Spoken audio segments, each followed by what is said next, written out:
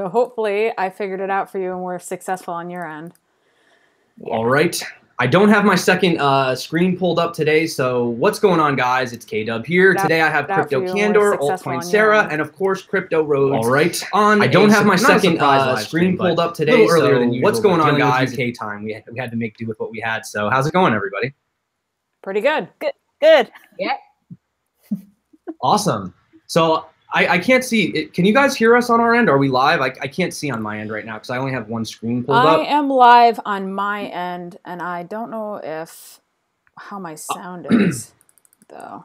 I think I'm live as well, from what I can see. Is it showing that your stream health is green? Yeah. Yep. Perfect. Can everybody hear us? Everybody can hear everybody? First time doing this. UK, New York, what up? It's like cool. Let's go. The battle across the pond. Awesome. Awesome. So we have a lot of different people on my channel. CryptoCandor, I mean, you're more than welcome to introduce yourself. You're on here quite frequently. I do enjoy your company. And for the rest of you, Sara and Rhoda, would you like to kind of introduce yourselves a little bit? Yeah, sure. So hi, everyone. I'm Sara from Altcoin Bus Ladies. On Twitter, Altcoin Sara, and any other social media. Recording from Birmingham. Everyone thinks England's only got one city, and that's London. Not from London. But yeah, so been investing into crypto for almost a year now. And that's me in a quick nutshell. Cool. Hi, everyone. I'm Rhoda. In the space, I'm known as Crypto Rhodes, but I'm pretty new to the scene. Only entered the space maybe a few months ago, although I've had an awareness of it, like most people, for several years now. I mean, my partner has been dabbling in it for years. I've been kind of having it in the background, sort of ignoring it in a way, not really paying attention. And it was only really this year that I really started paying attention when I was kind of in a low place. I'd just had another baby and was feeling a bit helpless about a lot of things happening in the world and my personal life. And my partner really helped me through. He really actually sat me down and broke everything down to me and made me see that it's not just all about Bitcoin. He said, look, because I was really pissed off one day about Facebook, the whole thing, the data misuse thing. And he showed me that social media is changing as well. It's moving on to the blockchain. And he showed me all these, I joined Steemit, and applied to be an alpha tester for Howdo. I downloaded Lit, and I think I pretty much got open up into this new world. I was like, what is happening? You came out of the gate quick. Yeah. Have you actually you've tested Howdo? Have you tried it? As an alpha tester, but from what I understand, that's not what the platform's going to be like. It's just to test things like reaction times and stuff like that. So yeah, it was all about finding issues and things that needed to be reported. But so I don't actually know what the actual platform's going to be like, to be honest with you. Yeah, but yeah, that was my entry point, social media. And as a mother, I'm in London, by the way, if you haven't noticed. As a mother of two very young children, I became quickly aware that this new sort of technology is going to be what my kids are going to be growing up in, much like the internet was for us. So I've become acutely aware of how this is going to affect them, and I didn't want to be disconnected from that, and like the way my parents are with the internet now. I'm still helping my mum and dad send emails and stuff. You know what I mean? So I really wanted to be a part of that and understand it as much as possible, even though I really struggle with a lot of the tech stuff and the investments sort of talk. But my partner really helped me with that. I mean, he's been a trader for a few years as well in the traditional market. So I think I kind of leave all that to him. Yeah. These are like traditional markets on steroids, though, but it's kind of similar. It can be tough, and it's all right as far as the tech goes. Yeah, just take your time day by day. I mean, I didn't learn everything in a day, and I still learn. There's still things that confuse the hell out of me. So absolutely. But that's cool. I mean, you're the way you're seeing it as wanting to get involved and understand it now because you're going to have kids who are growing up in it.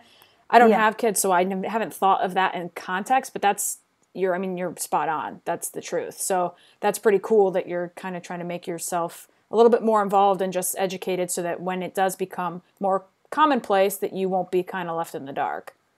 Exactly. Yeah.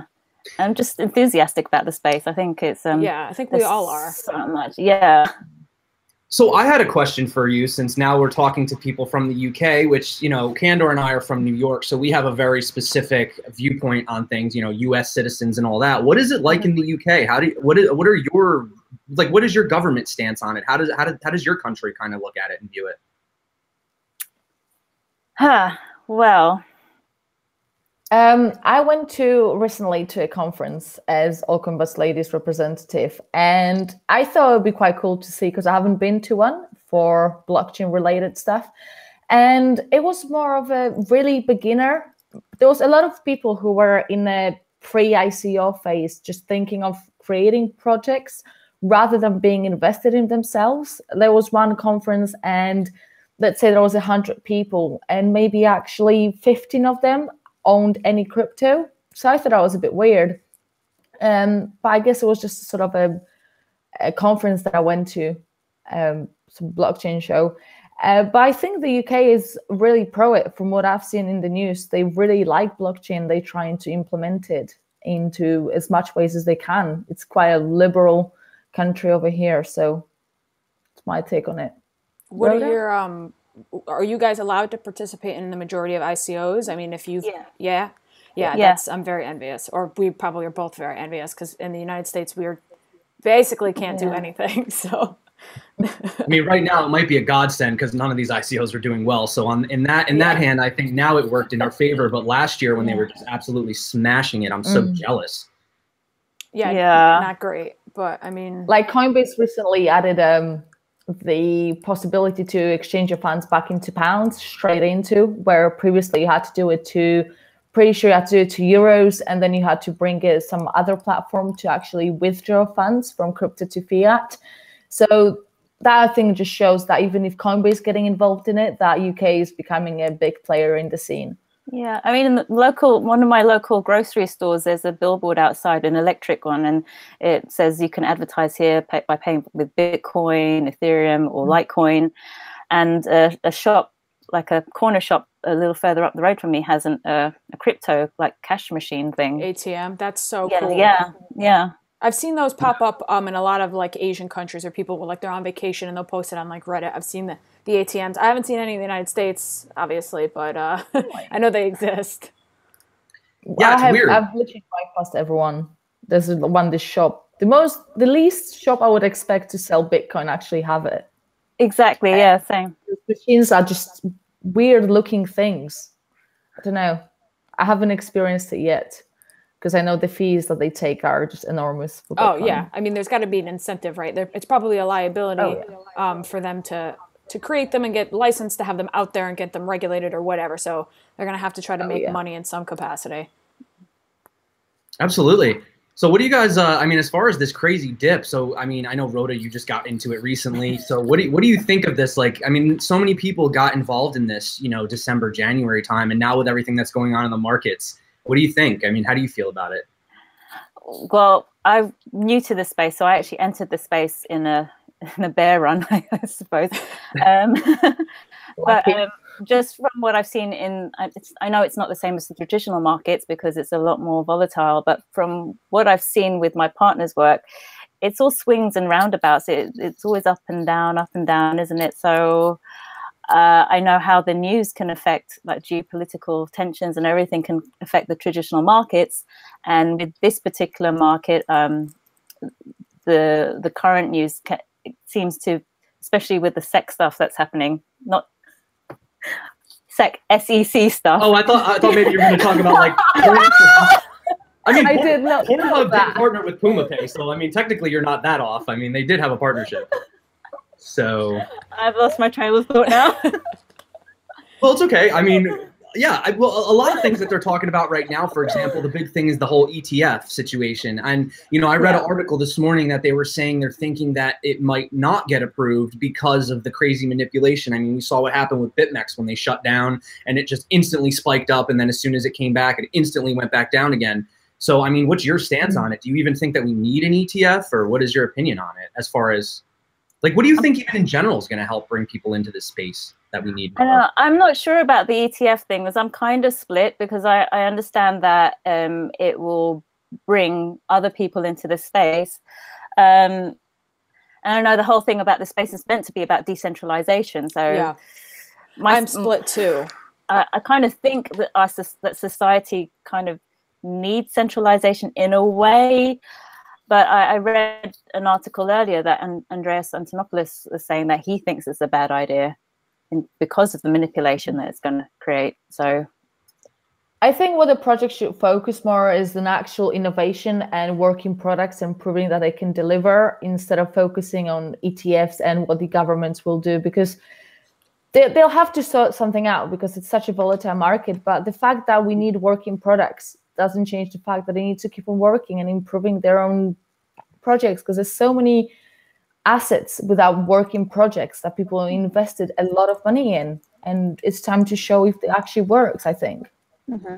Do you guys have Ethos? Does it work for you? Can you do you have a fiat trading in and out where you are? Sorry? Do you guys have for Ethos? Can you use the fiat ramp in and out in the UK? The gateway? Does it work? Yeah. I didn't even know that they had the gateway up and running yet. Oh, it's not? Okay, no, I didn't know. The only reason I know this is because I just did that damn video, but they that's like they just partnered with somebody to set up the gateway, but it's not currently active. But it is coming up. I think like it's pretty close on the roadmap as far as priorities for them. And I'm sure like if they're already allowing, if they're liberal with ICOs and other things, the gateway is probably going to be accessible for you guys. But as far as the ETF goes, I guess my view is very similar to Rhoda's. Like, it's good in a sense that some centralization will bring in like older people who are maybe more skeptical of the space and don't feel comfortable investing. But in the same light, you know, I agree with Sara and that we should be focused on projects that are actually doing what they say they're going to do, because eventually the government and everybody else is going to just have to figure it out and follow suit and accept it or not and find a way to regulate it or not. And I think it's hard to put this space in a box and say, okay, we need an ETF, we need, you know, SEC regulations, when this is the first time this space has ever been in existence, and forcing other regulations that fit other things onto this may not be the best way to go about it, if that makes sense.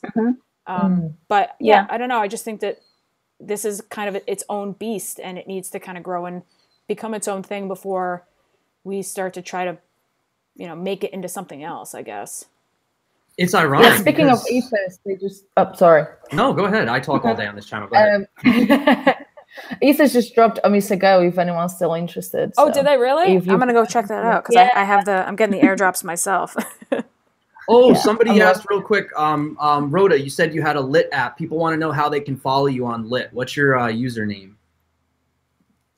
Oh, she froze? Oh, no. She's frozen. Oh, there she is.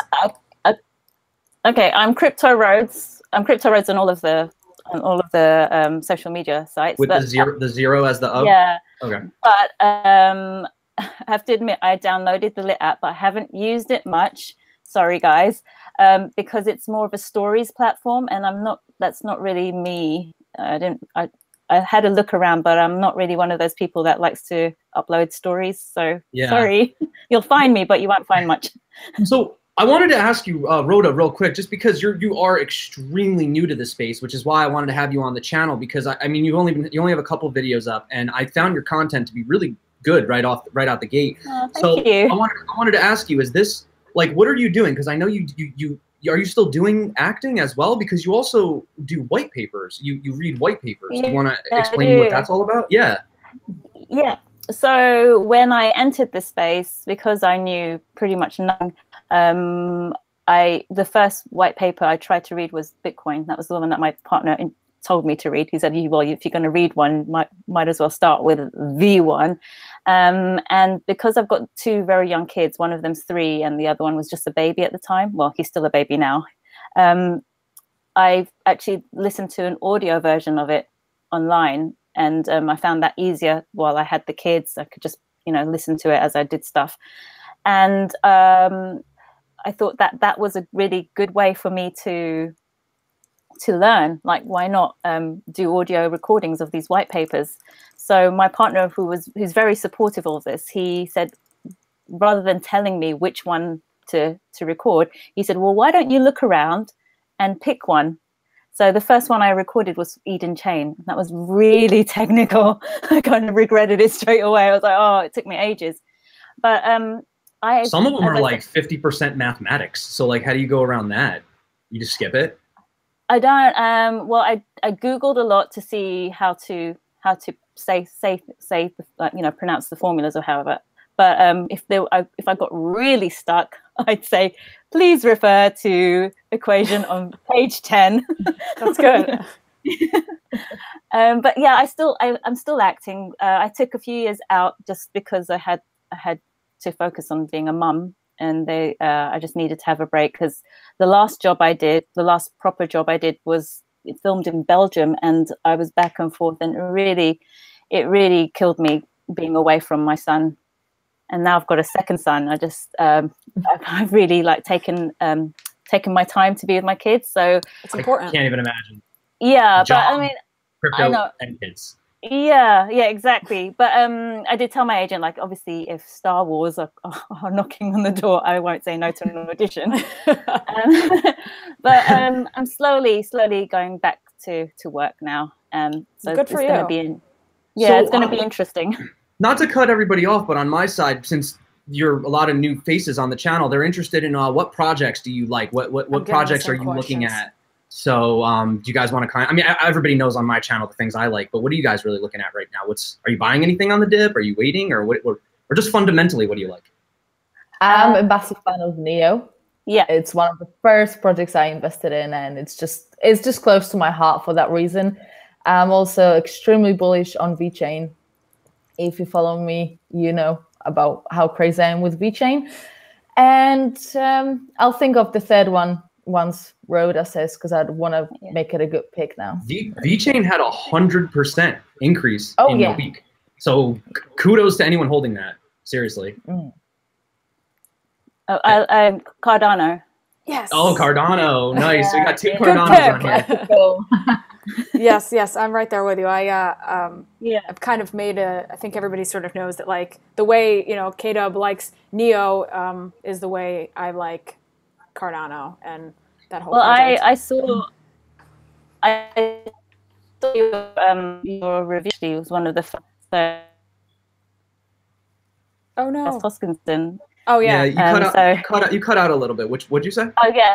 I was saying to Candor that I saw her review and her interview with Charles Hoskinson. It was one of the first things that I saw. I know. How the hell did she get that? So it's really great stuff, man. So when I was super impressed. Thank you. I was petrified the entire time, and actually Charles had set up the Google Hangouts so that we could stream, and that was the only time I had ever used Google Hangouts, and I didn't know that, like, he needed to change the setting on his side, so it only streamed him the whole time, which ended up being a blessing because it was a 2-hour interview, and I was like I was probably shaking through most of it because I was just so nervous. 'Cause I went from, like, making little videos in my kitchen to all of a sudden live streaming with Charles Hoskinson. I'm like, I think I'm in the wrong place. Like, are you sure you asked the right person? So yeah, no, it was cool. Kind of to speak to what you said about being new in the space and not feeling like there's so much more you don't know. You may always feel like that, because I've been in here doing this for 1.5 years now, and I still find that there's so much that I still need to learn or still need to really understand, or there's always more information, which is also kind of the cool thing about it, is that there's always something to research and learn more about. Yeah, definitely. The more you go into it, the more you realize that it's crazy. And at first I used to get really obsessed with the tech, and I still am, but now I kind of agree with Sara that I think, Sara, I need to, sorry, she had a thing about earlier before we got on. You have to pronounce it a certain way. So it's Sara, right? Yeah. Sara. I don't know. It's my New York accent. I guess I say it wrong. I know I say it wrong too. But yeah, you know what? I forgot my train of thought. Anyway, but what I was going to say was for me personally, as you get deeper into the tech, you start to realize that eventually you do need that adoption, and you need it to be something where I always like to go back to what Steve Jobs said, where it's about the why.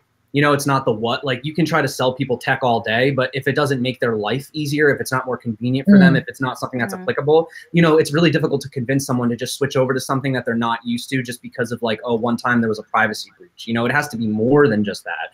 And I think that's where we're at right now. And it's a gamble, and it's more or less, for example, you said Cardano, And they're one of those scholar types where everything has to kind of get peer reviewed, everything has to get, so it takes time. And I think with crypto, we expected that the tech was going to move as fast as the price was back in December. And then when it didn't, everybody got super depressed. So I don't know. It sucks. But unfortunately, you know, you look at companies like the ones that are the big ones now. Everybody talks about Amazon, Facebook, Google. They didn't become, you know, Neo's only been around for, you know, I don't know when they first did their ICO, but, you know, I know Elastos, they just had their anniversary yesterday. It's 1 year. And everyone's like, oh, well, what do you expect? It's been 1 year, guys, you know? I know. So, yeah. 1 year is nothing.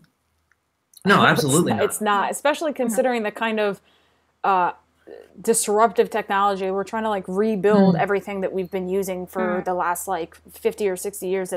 It's just pretty unbelievable to think that people can be so impulsive about kind of how they feel about projects and why they're taking so long. And I mean, I've done it too. I can't, you know, pretend that I'm better in the process of having patience, but it's, you know, it's important to remember again that this is so early on in this space. You know, and that's the cool part about it, is we're all early adopters. Whether or not you started yesterday or today, or you started 2-3 years ago, you know, we got a long time of growth before this becomes mainstream. Absolutely. Exactly, yeah. A lot of questions on my end about EOS. Do you have any opinions on them? I know, did I just start the war on but do you guys, what do you think? Well, considering how much money they managed to raise and how it all started off, I'm a bit disappointed, to be fair.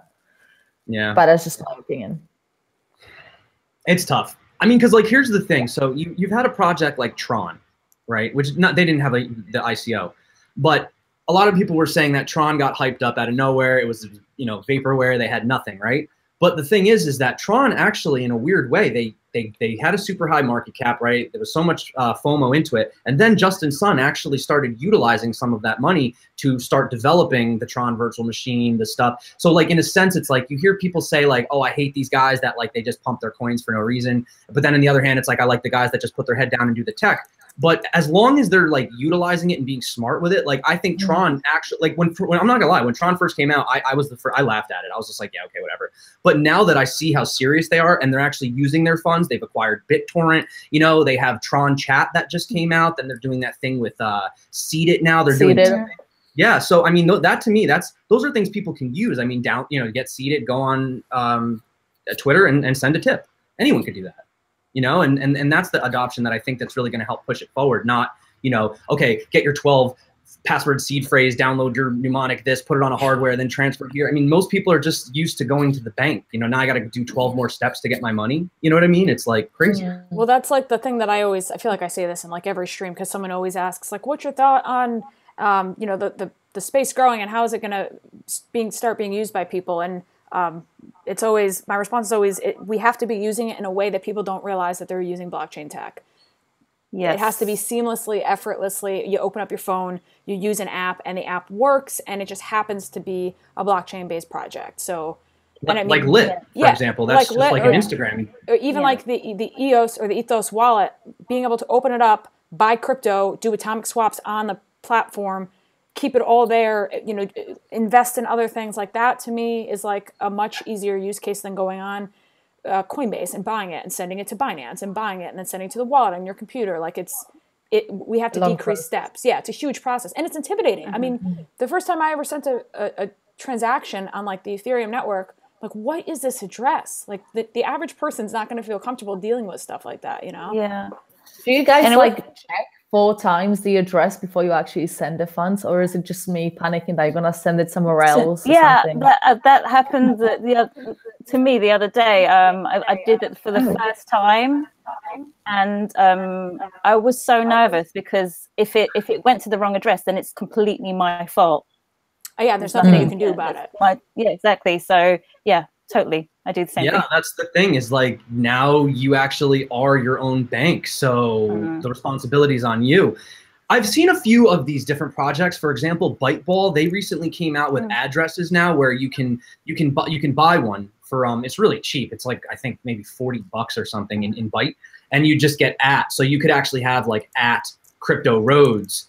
Yeah. You know, you still have your private key on it for yourself, but like your public address and stuff, you can just tell somebody like, oh, just send it to @CryptoRhodes, and then it'll redirect it to your address. So it's those types of things that make it easier. You know, most people don't want to carry around a 57 letter, number, digit, copy, paste, you know, and then you have that, then if you do have to copy and paste it, you got it in your phone, maybe somebody copies it, steals it, right, or something like that. So you can actually do that on my Ether wallet. You can buy like the I was going to say service. the you can? Yeah. So it would be like, you know, the cryptozombie.eth. So in full disclosure, I tried to buy CryptoCandor.eth and I couldn't figure out how to do it because there's like a 3-day waiting period, and then you have to wait, and then you have to like bid on it, and I kept trying. I did it like 3 or 4 times and I couldn't figure it out. So either I don't know what I'm doing or it's just difficult. But it was a pain to try to get the name, and I thought that would be cool. Oh, okay, well then I'll just have my name.eth.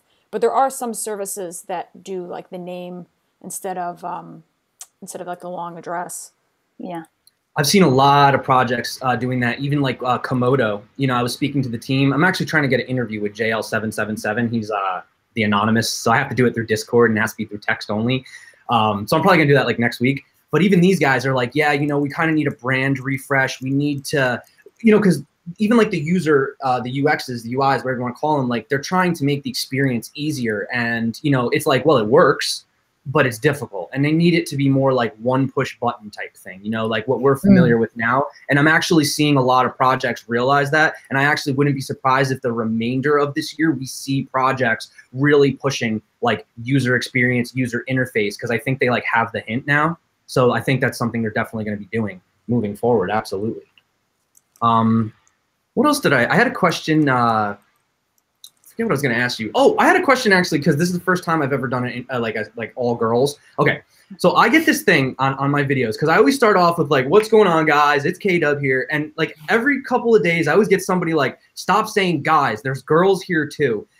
Are you offended by that as women? Does that bother you? Because like if you look in the dictionary definition, like the first definition is men. And the second definition is a group of people collectively, does not have to be. I always thought it was like a neutral term. I say guys, or I call people guys or bro or dude, and like I say that to like my female friends. So I mean, but I may not be the best person to ask, but I don't think so. I'm not. My intro is, "Hey guys, it's Sara from Altcoin Ladies." So no, I'm not offended.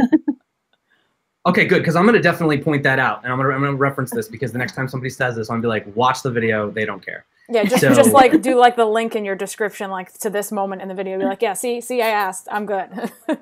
One of the reasons, though, that I really wanted to get all of you guys on the channel is because, well, not just because, you know, a lot of people in the chat are making, you know, comments about that it's all females, but really I like that you do informational, educational content on your channels. And I think that there needs to be more of that in the space. Like I love to do top 10s. I do them sometimes, you know, and yeah, I interview projects and sometimes you get a little hypey and I do news, but education, you know, like what good is, like I do news, great. But what good is my channel going to do to somebody who just came in? Great, the news. How do I use it? How do I get involved? You know, so I really do appreciate that. And I think it's important. And I think that that's what the space is missing, in my opinion. So I wanted to say thank you for what you are doing for helping everyone. Oh. No, it's important. I mean, I watched your video where you like kind of thanked Kyle or whatever for his like shout out. And it reminded me of the reason I started my channel, which was when I got into the space, there just wasn't a lot of entry-level content. It was either like you're reading articles about like, what is Ethereum? Or you're watching like a 7-minute video where someone breaks down the tech or talks about the news. And it was really hard to find content that was like, okay, speak to me like an adult, but also, you know, make it so that it's digestible. And that's what I wanted to do. And so it's cool to see other people doing that too, because I really think that there's a need for education. I mean, education's the whole space anyways, but education in a sense that's like perfect example, the Charles Hoskinson interview, he's brilliant, but he's brilliant in a way that sometimes it doesn't translate. So we need people to translate that and make it easy for the average person. So I think that's very important.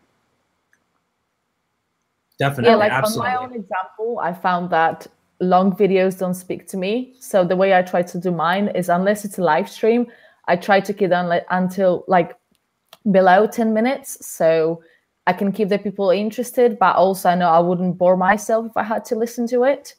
Because if you go into too much detail, people just lose the interest, or it just gets too complicated for it to just listen without asking the questions. So I think as long as we keep it short, people will be more interested to expand their knowledge about different projects, and that's my strategy for bringing all the projects to people. Yeah, I try to explain it to someone like me. If I can understand it, then I'm sure you can. Yeah. Yeah. But that's like Nathan from CryptoNauts. He always goes, I try to do it as if I'm explaining it to a 12-year-old. Yeah. That's what he says. Yeah. Well, that's why, like, a lot of times, like, especially in my older videos when I first got started, if I don't understand what the word is, I'll stop and define it in the video. Be like, okay, so I just use this term and this word means whatever, because I don't know, because sometimes you don't want to stop the video and go figure out what it means. It's just easier if people kind of break it all down. So yeah, 12-year-old is definitely a good age to try to lecture to. Yeah, and another thing too, when you think about it, you know, you've looked at all these, you kind of my mind was wandering thinking about the educational aspect of it, and even just the simple fact that people don't truly understand, like, even like I use my dad, for example. He really thinks that Bitcoin goes inside of a wallet, and really in reality, the Bitcoins, the crypto, they're on the blockchain. Your private keys are essentially like a door that lets you into the blockchain, you know? So he's like, oh, what if I lose my wallet? It's like, I mean, unless you lose the actual key, like the numbers, but then people leave it on the exchanges and exchange get hacked, right? So we had the big Mt. Gox. I don't know if you recently saw that the trustee came out, and now people are trying to come back into, you know, basically you can claim what you lost. But now people are pissed off because here's the issue. They're trying to pay them back in the cash amount that it was worth when it got hacked. And they're pissed off because they're like, yeah, but that Bitcoin has like 10x or 15, 20x since that. I don't know the exact numbers. So they're trying to get paid out. It's like when BitConnect paid everybody out in BCC. Yeah. And they were like, well, what the hell are we going to do with this? Like, there's no, it's not even a token that has a use case. So those are things also, you know, you have to let new people, because I think that they get a lot of scams. I saw with the BitConnect leader that got taken down, and then there was a post in India totally misconstrued the information, and they were reporting in India headlines that Satoshi Nakamoto had been arrested and he was in jail, and finally the Bitcoin Ponzi had been taken down. And it's just like, you guys know that they're not related at all, right? And it's that misinformation that I don't want the public being afraid to get involved, because that's going to turn everybody off, and that's not the case. I mean, it's like airplanes, you know, like people are afraid to fly, but how often do planes actually crash? You know what I'm saying? Like, maybe that wasn't a good example. I don't know, but yeah. No, I mean, I think we get your point, though. But I mean, yeah, it is scary to come in the space and not realize, like, or just be kind of not gullible, but just unaware. Oh, well, this says it's going to make me, you know, X amount of returns, and all I have to do is like send it some Ether or send it some Bitcoin. You know, the average person doesn't really know that that's a lie, especially if you're not around it. And you know, I always said the reason those Twitter ETH scams still exist and they're still doing it is because they must be making money still. I mean, if it wasn't lucrative, they would have stopped at this point. So there's definitely still people that need the education and the assistance. Did you see Elon Musk? I was going to say he got hacked. His Twitter got hacked. Did he really? Yeah. Oh, did it? That's what I was going to say. His first tweet about actually crypto was how amazed he was about the Ethereum bots and how they work and how Twitter can actually go around it. That it blows my mind that Twitter has got so many employees and they can't go over Ethereum bots. I don't know if it's just me, but it's really annoying. It goes beyond that. It goes beyond that too, Sarah, because even just like I try to do polls for like vote for your next, I'll let the community vote. What do you want for my next video review, right? And I've seen my own polls get manipulated by bots. Really? Like I'll have 4 and like one will clearly be losing. And then all of a sudden, like 15 minutes before it's done, it'll just get like 150 views out of nowhere. Like the whole Binance thing. I mean, how do you even do these? I think that's the other thing with the blockchain too, is like being able to do voting and things like that. Because look at these centralized systems, how easy they are to manipulate. You can't even trust polls. You know, it's just, I don't know. Well, Clearpoll is actually supposed to be putting out their initial like alpha platform, I guess. And I'm interested into looking into that because I think that is really, really cool. And I would love to see polling or any sort of like governmental aspect in that way to be taken on by the blockchain. Because I think with the U.S. and the whole election this past, or 2 years ago now, whatever, we could benefit for some transparency in our polling systems, I think. I think it's just Florida. I think as long as Florida doesn't get a right to vote, no offense to everybody in Florida, but it seems to always be some confusion down south. I don't know what it is with their voting machines, but It's not just you guys. There was Brexit as well for us. That's true. Oh, yeah. Talk about Brexit. Can you guys, for a second, give us a little information? Because that's huge, right? It's a big deal. I actually made a video about Brexit and how it's going to influence the crypto. So if you want to check it out, obviously, everyone, you can do it. But basically, it's there's going to be some significant changes in the government and with the taxes. I'm not really too good with taxes. My mom is an accountant, so she usually does it. But there's going to be big implementations that I think people involved with the crypto actually need to get their head around it. It's not just that the economy is going to be down. And I'm obviously against Brexit because I'm not English, as you know, Kyle. I'm not English. So right, I'm also worried about what I'm... Don't say it. Oh, sorry. Secret. Sorry. All right. Okay. It's out now.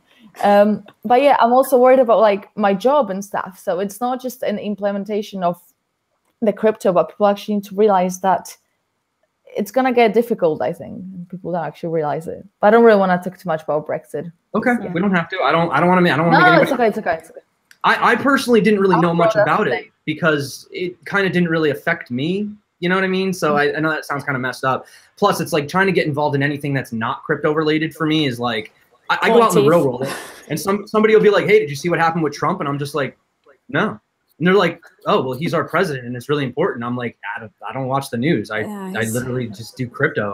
He's our president for a short period of time. I watch all the crypto news, but no telling news. They're just boring. They're just all the same stuff. Crypto is so much more interesting. What I found is, Rhoda, when you were saying that you were listening to like audio versions of the white paper originally, because that was the best way for you to kind of consume information. I'm the same way. So I work 40 hours a week. And so it was easier for me to listen to podcasts or audiobooks to get into kind of crypto in general. So that's what I do now during the week. When I'm driving or commuting to work, I listen to podcasts, and then I'll do audiobooks, a couple books on Bitcoin that I've read or listened to.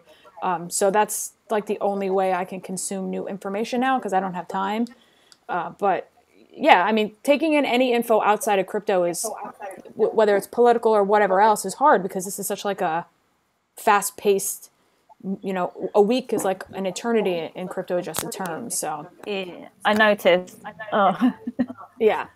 I actually just found a cool article on cryptonews.com that apparently South Korea political parties are turning to blockchain to start working towards their voting system. I guess there's advocates that are calling for the introduction of blockchain powered voting in South Korea. So that's pretty neat. Yeah. Guess who's working with them? Icon. The Icon Loop. Just saying, guys, I know everyone's like, oh, you talk about Icon crashed. It's like, what didn't crash? Like, it's not just Icon. I mean, literally, there's no crypto survived. Any crypto that, like, I think one of the coins that did like the best was actually Binance. If you look at Binance over the past 6 months, it actually had a really good trajectory. So probably Binance was one of the best picks, but other than that, everybody just got wrecked. So, but I've actually started to accumulate. I don't know about you guys. I started picking up more Elastos. I picked up a little more Icon. Actually, Veet is a new project that I think has a very, very, very low market cap. It's only about 10 million right now. So that's one that I'm looking at. Yeah, that's really it right now. Still holding my Bitcoin though, because you got to hold Bitcoin. So yeah, my portfolio is like, now it's gone down because I've used my Bitcoin for other stuff, but it's like 18% Bitcoin, I think, right now. It's tough because Bitcoin's boring. People don't get the massive gains, but then you also don't get those massive losses too. So if you kind of hedge against it, I mean, so you in the UK, you can get involved in ICOs. Have you bought any ICOs? Have you ever bought one? What was your experience with it? Was it good? Or? I'm not invested in it, so unfortunately, answered that question. Sorry. I was just curious to see how they've been going for people that have invested in ICOs. Personally, have you done any ICOs, Rhoda? Yeah, me and my partner have done some. Yeah. Have you had good success with them?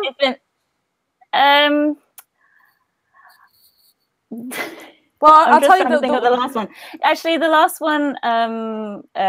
You don't have to name it if you don't want to. Yeah, it was. Yeah, there was the last one we did was kind of recently, and it was in one of the Net 5 ones, so kind of giving hints there. It hasn't done as well as we were expecting it to, so but we're still waiting. Well, but here's the biggest issue too. If you notice, a lot of these investments, the ICOs take Ethereum, they take Ether. Well, Ether fell from 500 to 250 in the course of almost a week. It halved in price.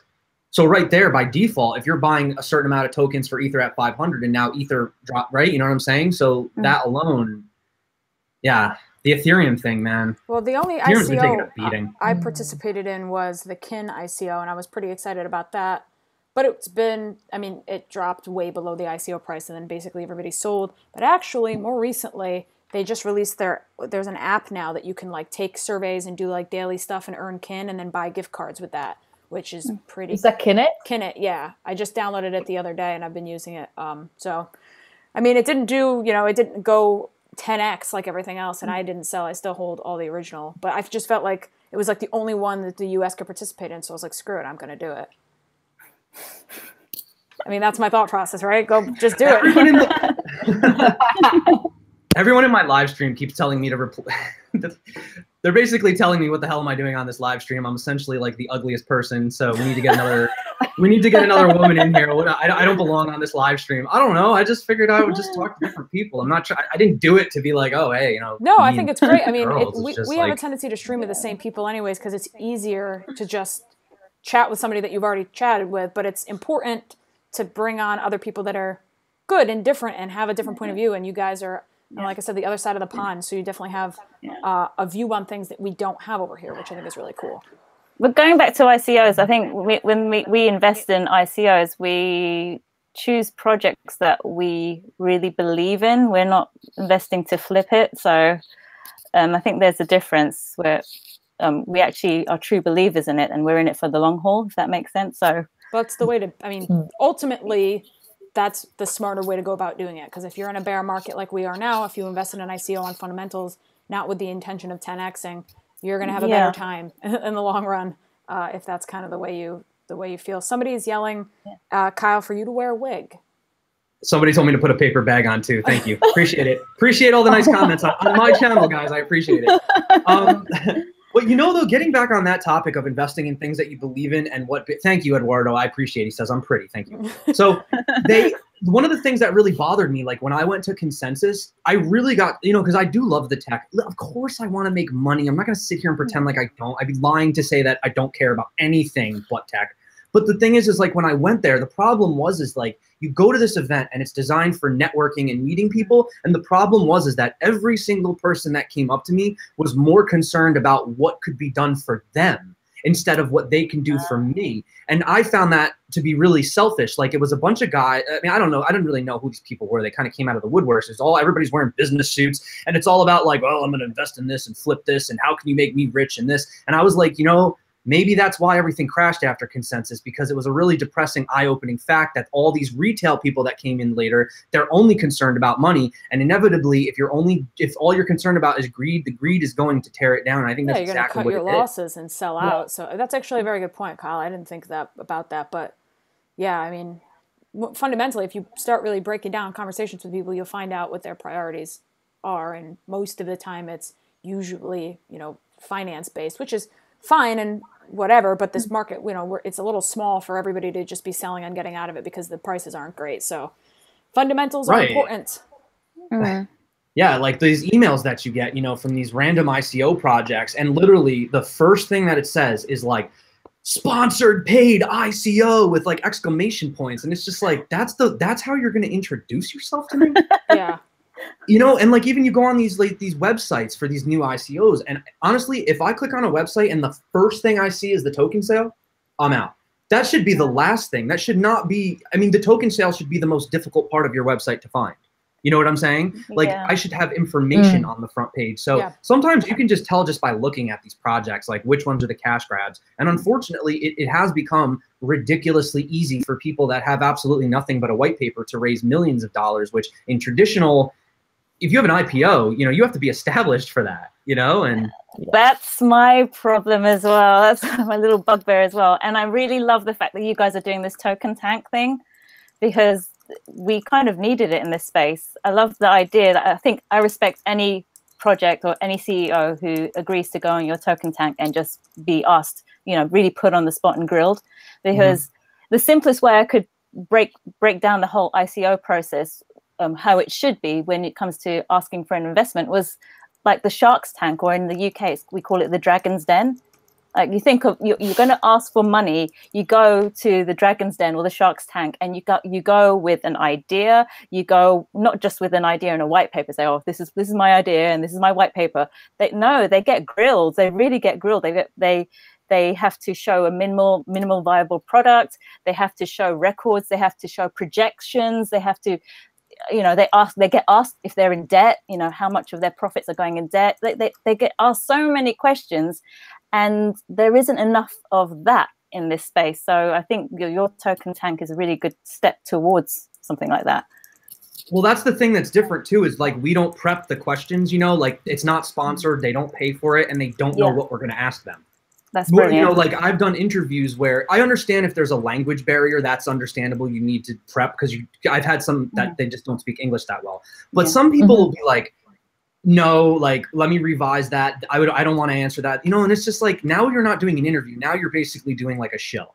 You want to come on my channel to like literally just shill your project. You're not realistic. You're not talking about problems. You're not talking about concerns. And that really like pisses me off personally. And that's why I'm really selective with the people that I speak with, especially if they're trying to tell me like, we're going to provide you with the list of questions. It's like, that's not an interview. That's program. It's designed. It's like a script, and I just think that people don't need that. I think people need more transparency. Actually, a couple people over here have been asking about Hadera. Same over here. Alex, you were in the token tank as well. I kind of gave my opinion on it. Do you guys have an opinion on Hadera? Some people think it's too centralized and they don't like the fact that it was kept completely private. I mean, I said that, I think I said this at the end of the video, but my thought on it is that, okay, so yeah, cryptocurrency was born out of a want and need for decentralization, for a hands-off approach, and that's fine. And there's thousands of projects that are trying to do that. And I think that Hadera is pretty much focused on an enterprise solution for transactions per second and for speed and for viability within a corporate setting. I think that there's a space for everything. They're very honest about the fact that they're not necessarily planning to be a public chain, and a lot of the reason that their transactions per second are so quick is because the nodes are more controlled and things like that. So if you're looking at Hadera and you're comparing it to Bitcoin, you're doing it wrong. It's like apples and oranges. So I think what it's doing, the goal it's trying to succeed with, is fine. It's not a public sale. Yeah, that was kind of crummy, but also I don't think they necessarily want the general public in it if it's an enterprise solution. So to each their own. There's a space for everything. Everything doesn't have to be decentralized and Bitcoin like. But Alex, isn't it ironic though that you have people hating on Hadera because of what they're doing with the 51 nodes? I don't even remember. Something 59, I think. 59 or something. And then you have EOS with the 21 block producers, but you have EOS doing a year-long ICO where literally anyone could participate in the whole world for a year long, and everyone's like, screw that sucked. That's a stupid model. They waste too much money. And then you have Hadera doing the absolute opposite, saying, screw that's not fair. I couldn't get in. It's like, well, what just about to get into an argument with somebody on the chat because somebody just said to me, don't you think it's irresponsible of you guys to promote Hadera with how they handled their token sale? And I wanted to say no, because there's people all over YouTube promoting EOS, which had a year-long public ICO, and they barely have a working product, and their project's like falling through the cracks, and they can't manage the centralization of their nodes. So no, I don't think it's again, there's a space for everything. And we're as you said, Kyle, there's always going to be an update and edits needed to a project. That's the reason why the iPhone gets push updates all the time from Apple, because nothing is perfect. So we have to be patient and understand that like sometimes there's projects out there that aren't going to be for us and their purpose is something else entirely. We all have like this mindset that everything has to be decentralized, and blockchain is a tech that's good for a lot of use cases. They don't all have to be public. Yeah, it has great use cases right now. Like right now, like literally right now, you can use it for voting. You can use it for supply chain logistics. You can technically use it as a store of value and a way of P2P transfer. It has use cases, And I liked your recent video when you mentioned about charity as well, because that's something that's quite close to my heart. Being used in charity, like knowing where the money's going. I'm not going to name any names because I don't know who watches these videos that knows who I am personally, but there are some charities that we have had in our community questionable of what are these people doing, because the people that all of a sudden they have these charities, right, and then all of a sudden 2 weeks later they're taking a vacation in the Bahamas and stuff like that, and it's like, wow, that's really convenient that 2 weeks after the charity you guys are taking the kids going, you know what I mean? And it's just kind of like, I really wish I could see where my money's going, and that's why I'm skeptical. That's why I don't. Go ahead. Hello? Oh, sorry. I've seen an article today. I don't know if you guys... Am I frozen? No, you're good. Yeah, for like a second, you're good now. Okay. Cool. So do you guys have Lat Bible? Do you know what a Lat Bible is? The website? No. Okay. Yeah. Okay, so they basically made an article today saying that there was a couple who raised £200,000 for a homeless person, and they quit their jobs to do it and to give a guy a new start. And as soon as they finished, they ended up having 2 cars and going on 5 holidays. And the homeless guy only got 25K from it. So that's what I mean. Like, that would never happen on blockchain. Like, there's just not a chance a scam like that would go through unless someone pulled some, I don't know, out of box moves. So yeah, I totally agree that charity is a great help for blockchain. Yeah, blockchain is a great helpful charity the other way. Well, that's like, I forget what project, I think it was Request Network, where they were talking about how if they were used within like municipal regulations, like within towns or whatever, if they use them for the money that they bring in on taxes, and then we could show exactly where their taxes are going instead of there being dishonesty and like where the money is going actually in our government, which I think is another great use case, because obviously with like all of the manipulation that we have and people buying other people off, it's very easy for, when you have that much money, for greed to set in and for you to be dishonest. You know, it's especially if you don't think anybody's watching. Yeah. And that's the issue with the centralized systems, is that we don't know where they're going and we don't know what they're doing. So those are just some of the solutions that blockchain could definitely help. Actually, I wanted to ask you a question, Sarah, real quick, because you were talking about how you really, really like Neo. And we were talking earlier about the tech, and I meant to ask this question, but I didn't want to interrupt. Yes. So how do you feel about talking about, oh, there's all these bugs? I think Candor brought it up. She said there's bugs and there's all these issues and people, they're losing their faith and stuff like that. So how do you feel about all this Neo FUD that's been going on recently? I mean, in one hand, people are like, oh, they keep finding all these issues. They forked. They weren't supposed to. Then a couple times you had issues with the node shutting down. You remember they got frozen on a few ICOs. But my question is, does that mean that Neo is like garbage and we should just throw it out? Or do you think that it's a good thing? I mean, I would rather find these bugs now than 5 years from now. I think finding bugs is the best thing that can happen to a project. It's like the silver lining of a project, because you find out, like, we're in an early adoption now, like maybe a little bit later on. But basically, if they find it now, I'd rather them find it now before they go on to Ethereum scale and they have that many projects being built and upon them, rather than, so I'm trying to get to the point that they just starting, glad they're finding all those bugs, because that means they can fix them. I'll get worried when they won't be able to fix them, and when the production of ICOs will be impossible upon them. So I'm personally not worried about it. I think they just, as long as they sort it out, they'll be fine. And Ethereum's got some scalability issues as well. So not a single blockchain platform is safe from bugs. That's just my take on it. And while there was some project recently that had some loads of bugs, and I was really happy about it. I can't recall it now. But there are projects who constantly find them and they don't repair them. And that's when I lose faith into them. That's the thing. Yeah, I mean, finding them and repairing them, finding them is the better part, because if they're finding them, that means that the team is actively trying to improve the project. They're working on it. That's a good thing. If they were sitting there saying there's nothing wrong with our project, it's perfect, that's like McAfee's wallet. If anybody can hack it, whatever, it's unhackable. Instead of them trying to, because they probably didn't even test it, them trying to test it, improve it, and be able to show people the effort that they put in forth in making it unhackable, but instead they promote it as such and lied to people about it. So I'd rather see transparency, humility. Okay, our project's not perfect. Here are our bugs. Here's what we're fixing. And honestly, Neo's, like their updates that they do on their actual website, that they do monthly updates, very thorough. I mean, they put everything that they find that is wrong, everything that they're working on, and I would much rather that than them try to hide it. I mean, I think that's a pro. Yeah, and not to mention they're really quick. No, they're really quick to jump in on it, like Red for a sec, you know, Eric Zhang. I mean, name one time that Neo has an issue that not within a matter of literally hours they're addressing it, working on it, fixing it. You know? Yeah.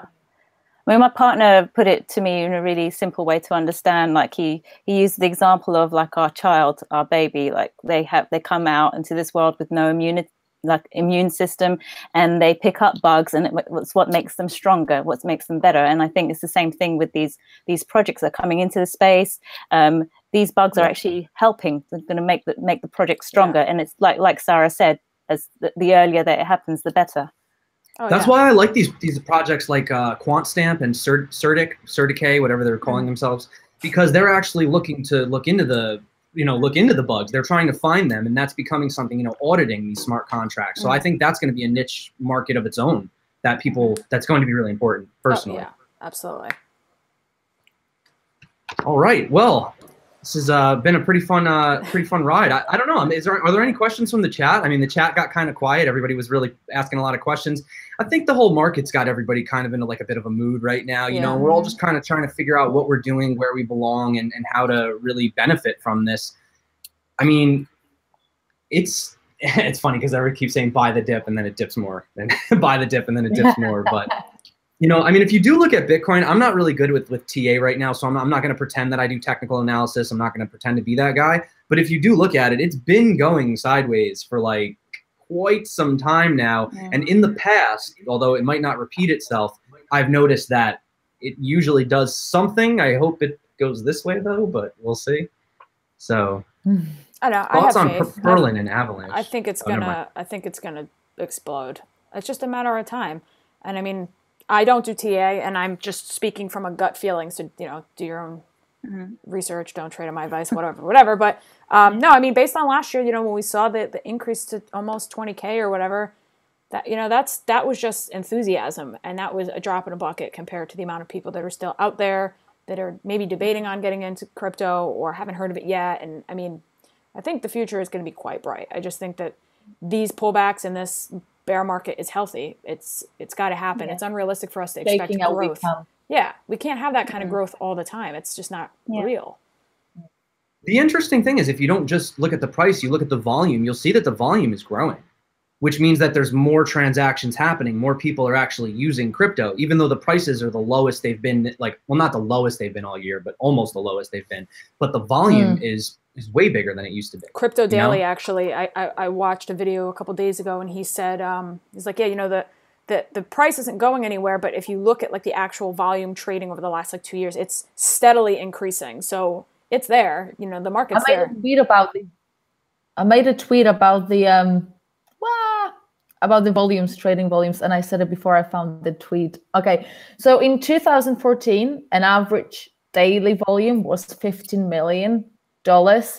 In 2017, it was 2.2 billion. And in 2019, we don't really know what's it going to be. So it's just going up. Exactly. And volume speaks for itself, I think, louder than anything else can. Yeah, absolutely. Yeah, definitely. Because, I mean, price is just a reflection of whatever. Like, when you really think about it, all it is the last price multiplied by how many coins. You know, it's difficult to get. I mean, in reality, the scary thing actually about the market cap, I don't know how many people know this, but if everybody was to try to cash out at once, wouldn't be able to. The market cap doesn't truly reflect how much money is actually in crypto. It's actually arguably inflated. I've heard people say up to even 50x of the actual amount of money you could take out at once, which is very interesting because you always have a buy and a sell, unless you're doing OTC. So inevitably, if you were going to cash out, you'd have to, it would, you know, I don't know, it would drive it down and blah, yada, yada, yada, whatever. So yeah, I mean, that's actually scary thinking that it's even lower than what we're looking at, because you look at how these guys are manipulating it right now. Imagine if it was even lower than that. And that's the thing, is like the whole reason that I got into this whole decentralized stuff was because I wanted to get away from the banks. I wanted to get away from the centralization. And it seems like the more we keep selling our Bitcoin cheap to these guys on the other end, and we don't know who they are, we're giving that power back to them. And they're just going to, the same problems that we have in the real world, we're going to have in crypto if we don't start taking back the power ourselves, you know? And that's why everyone needs to hold a little bit of Bitcoin, not financial advice, but just hold some. Stop giving it away to these people, you know? Yeah, absolutely, for sure. So is there anything else? We've been going for about an hour. I've really appreciated this. I actually have to, I'm going to New York City. I don't know if you guys know Jeff from Quantalysis. He's getting married.